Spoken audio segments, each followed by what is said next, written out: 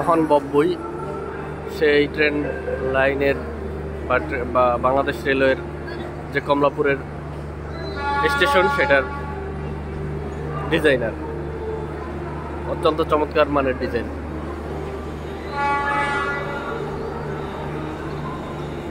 বরিশালের মানুষের কাছে ট্রেন মোটামুটি অলিক বস্তির মতো, কারণ আমরা ট্রেনে অভ্যস্ত নই, আমরা লঞ্চে অভ্যস্ত।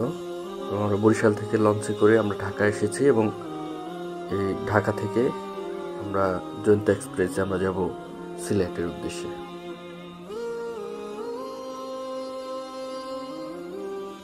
আমরা বিভিন্ন ধরনের মাঠঘাট পেরিয়ে অবশেষে যে ভৈরব নদীর উপর দিয়ে আমরা যাচ্ছি সিলেটে।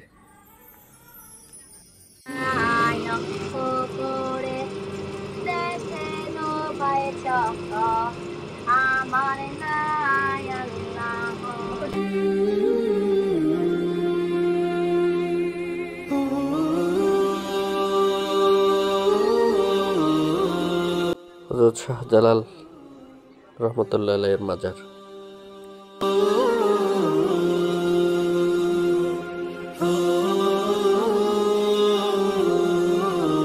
সিলেট শহরের প্রথম সকাল, যখন আমরা জাফলং এর দিকে রওনা করছি এবং আশেপাশের সিলেটের সৌন্দর্য এখান থেকেই শুরু হয়। সিলেট সাধারণত সিলেট বালু নামে আমরা জয়ন্তপুরের এই বালিগুলো এনে থাকি এবং আমাদের অঞ্চলে ব্যবহার করে থাকি। যে বালিগুলো উত্তোলন করা হয় সাধারণত এই অঞ্চল থেকে বা এই খাল থেকে হয়। লালা খালটা আমরা পিছনে ফেলে আসছি এবং আমরা এখনো সামনে আগাচ্ছি। আমরা এখন প্রথম গন্তব্য হবে আমাদের শাপলার বিল।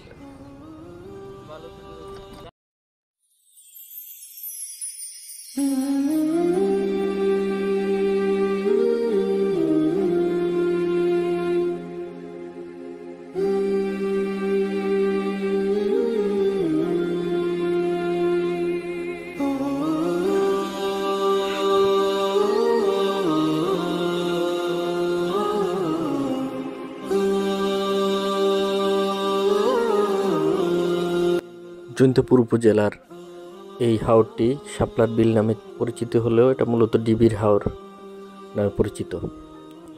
তো এখানে 900 একর জায়গা আছে। পাহাড়টি দেখছেন, ওখানে হচ্ছে কথিত আছে ওই উপার থেকে সাঁওতাল পরিবার তাদের পূজা অর্চনার জন্য লাল শাপলা ফুলের দরকার হতো। তো মোটামুটি 30 বছর আগ থেকে তারা এই ফুলের চাষ করে এবং ফুলগুলো সংগ্রহ করতে করতে মোটামুটি এখানে একটা এরকম বিল হয়ে গেছে এবং এই থেকে এই বিলটি ডিবির হাওর নামে পরিচিত বা শাপলার বিল। বরিশালের শাপলার বিলের অনেক পরিচিতি আছে।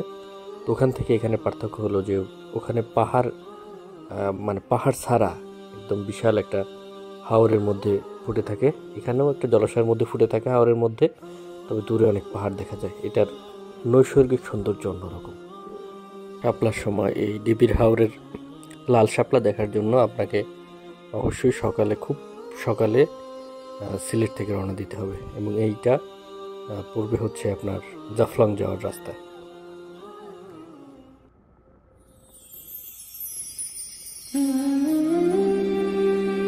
হাতের বাঁ পাশে শ্রীপুর চা বাগান রেখে আমরা সামনে চলছি।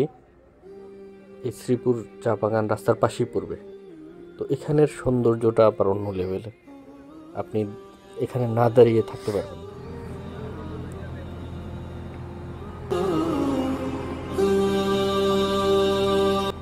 এবার আমরা চলে এসেছি জাফলং, কিন্তু যেখানে স্পটে আমরা যেখানে নামিয়ে দিয়েছি আমাদের নিচে নামতে হবে আরও। তো এখানের পরিবেশ দেখে আমি খুবই হতাশ, খুবই অস্বাস্থ্যকর এবং নোংরা। তার উপরে আপনাদের জন্য একটা সতর্কতা আছে। উপরে আমাদেরকে বলছিল যে আমাদের রাজবাড়ি, তারপর চা বাগান, তারপর একটা ঝর্ণা দেখাবে, তো সেজন্য লাগবে সরকারি খরচ 2300 টাকা। তো আমরা নিচে নামতে নামতে এই জায়গা থেকে সামনে নেমে যদিও প্রাণ জুড়িয়ে গেছে একেবারে। সামনে উপরের সৌন্দর্য আর এখানে সৌন্দর্য আকাশ পাতাল পার্থক্য। তবে নামতে নামতে আরও একটা সুবিধা হয়েছে, আমাদের অন্য মাঝিওয়ালাদের সাথে দেখা হয়েছে, সেখানে 2300 টাকার ভাড়া তারা 800 টাকায় রাজি হয়েছে। দেখা যাক সামনে আমরা যাই। এখানে বোটের ব্যাপারটা এক ধরনের স্ক্যামই বলা যায়। কারণ এই রাস্তাটুকু আমরা হেঁটেও যাওয়া যেত ওই পাশ থেকে। আমরা এখন যে রাস্তাটুকু পার হইতেছি এটা ল্যান্ডের সাথে, মানে আমরা যেখান থেকে নৌকায় উঠছিলাম ওইখান থেকেই যাওয়া যেত এখানে। যাই হোক, তারা একটা ভাড়া নির্ধারণ করছে 800 টাকা, মোটামুটি ঠিক আছে। আমরা হচ্ছে এপার থেকে এখন আমরা ওই পারে যাবো, এবং আমাদের ওপারে যাওয়ার পর নামিয়ে দিয়েছে। নামানোর পরে ওই একই প্যাকেজের মধ্যে আমরা হচ্ছে অটোতে করে আমরা পান সুপারির বাগানের ভিতর দিয়ে আমরা রাজবাড়ির দেখে, মানে ওই অংশ দিয়ে আমরা একটা চা বাগানে যাবো, ওখান থেকে ফিরে আসে আমরা যাব ঝর্ণাতে। খাসিয়াপল্লীর যে পান সুপারি বাগান, সে বাগানের ভিতর দিয়ে আমরা মূলত যাচ্ছি। তো আমাদের মূল গন্তব্য ছিল এই চা বাগানে, এবং এই চা বাগানই মূলত মেইন পয়েন্ট আর কি। এখানে আমরা এসে আবার এখান থেকে আমরা চলে যাব হচ্ছে রাজবাড়ির দিকে। তো এই জনপদটি মূলত মানে একটা বিচ্ছিন্ন অঞ্চল ছিল, যেখানে অনেক গাছপালা বনভূমি সম্বলিত। 1954 সালে প্রজাস্বত্ব আইন বাতিলের আগ পর্যন্ত এখানে রাজারা শাসন করত, এবং তাদের বংশধররা এইসব বাড়িঘরে থাকতো, এবং এগুলো দেখতে অত্যন্ত চমৎকার। তো এরপরে আমরা হচ্ছে এখন যাব ঝর্ণা।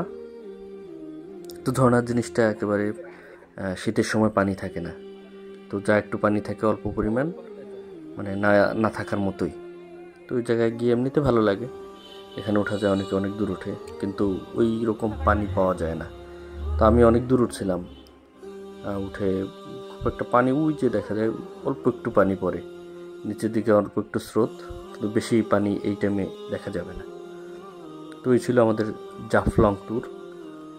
জাফলং থেকে আমরা আবার ওই সময় দ্রুত ফেরার পথে আমরা যাই আগুন পাহাড়।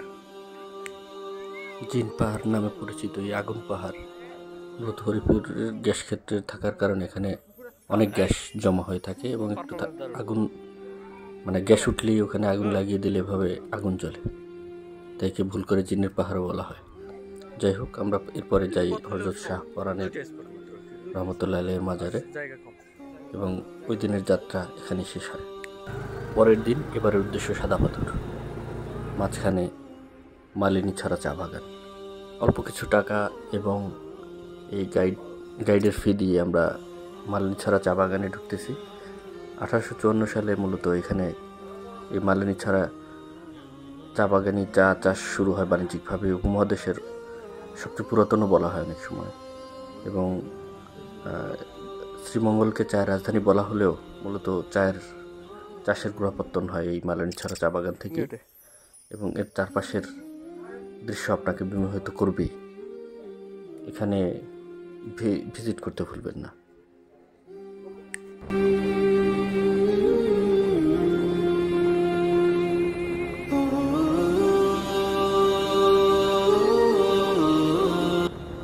আমাদের এবারের গন্তব্য রাতারগুল। তো রাতারগুল যাওয়ার জন্য সিলেট থেকে মোটামুটি 19 কিলোমিটার এরকম আরসিসি ঢালাইয়ের পথ, এবং এরপর আমরা ছোট সরু রাস্তার মাধ্যমে সিএনজির মাধ্যমে এখানে পৌঁছে যাই।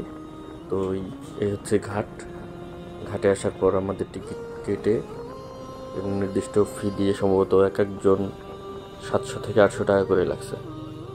তো এরপর উঠে যাই আমরা বুটে। রাতারগুল জলাবনটি সিলেট জেলার গোয়াইনঘাটে অবস্থিত, এবং সিলেটের স্থানীয় ভাষায় মুর্তা বা যে পাটি গাছ আছে তারা এটাকে রাতা গাছ বলে, আর সেই রাতা গাছের নাম অনুসারে এই বনের নাম মূলত হয়েছে রাতারগুল। এবং এই বনে করচা গাছ নামে, মানে করচ গাছ, দুঃখিত, যে করচ গাছ নামে এই গাছগুলো বেশি দেখা যায়। আর এই বনটা বর্ষাকালে বেশিরভাগ সময় পানির নিচে থাকে। তো রাতারগুল তার সব সৌন্দর্য ঠেলে দেয় বর্ষাকালে, আর বর্ষাকালে এখানে ভ্রমণ করা উচিত।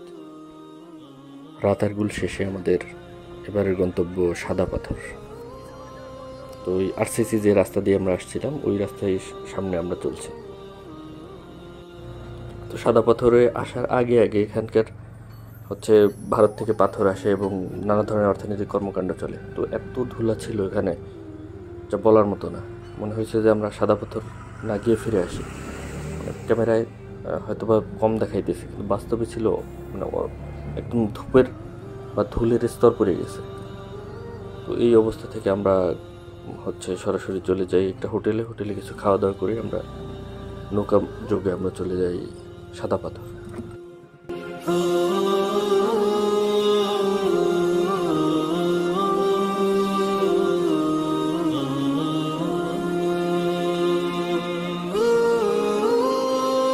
সাদা পাথর ভ্রমণের দিনে আমাদের ছিল মেঘলা এবং বৃষ্টি ছিল, যেটা দরকার ছিল আমাদের রাতারগুলে। যাই হোক, তবে এর সৌন্দর্য আবার অন্যরকম। তো বেশিরভাগের মত হচ্ছে যদি আলো ঝলমলে দিনে যাওয়া যায় তবে সাদা পাথরের সৌন্দর্যটা অনেক বেশি করে উপভোগ করা যায়। তবুও আমরা বর্ষা স্নাত রাতার মানে সাদা পাথর অনেক উপভোগ করেছি। মন না চাইলেও সিলেটকে ছাড়তে হয়েছিল।